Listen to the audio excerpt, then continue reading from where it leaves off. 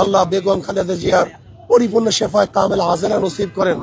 আল্লাহ জলদি সুস্থতা দান করেন এবং আল্লাহ সুস্থতা দান করে আমাদের মাঝে আবারও ফিরিয়ে দেন, যেন তিনি দেশে খেদমত করতে পারেন।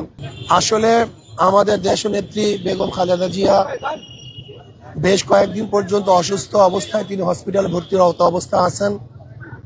আমরা বিভিন্ন জায়গাতে তার জন্য দোয়া করেছি। আপনারা নিশ্চয়ই মিডিয়ায় দেখেছেন, আমি মাহফিলগুলিতে সূরা ফাতিহা সূরা ইখলাস তেলাওয়াত করে তার জন্য দোয়া করছি।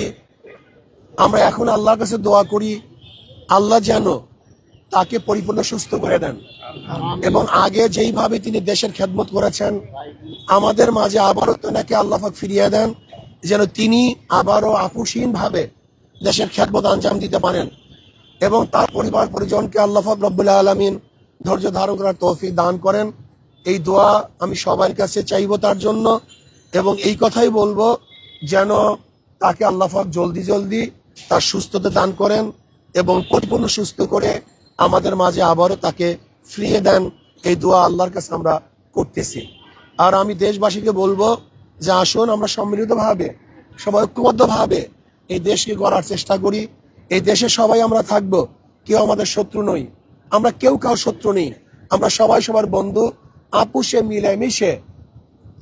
মিলেমিশে সমস্ত আদর্শ, সমস্ত নীতির, সমস্ত ধর্মের লোকগুলি একত্রিত হয়ে আমরা যদি দেশকে সাজাতে চেষ্টা করি, একটা সুন্দর দেশ উপহার দেওয়ার চেষ্টা করি, তাহলে আমি বিশ্বাস করি ইনশাআল্লাহ অবশ্যই আমরা সমস্ত রাজনৈতিক দলগুলি আদর্শ এবং নীতি ভিন্ন হওয়া সত্ত্বেও যদি আমরা একত্রিত হয়ে দেশকে উন্নয়নের চেষ্টা করি তাহলে অবশ্যই ইনশাআল্লাহ আমরা দেশকে উন্নয়ন করতে পারবো।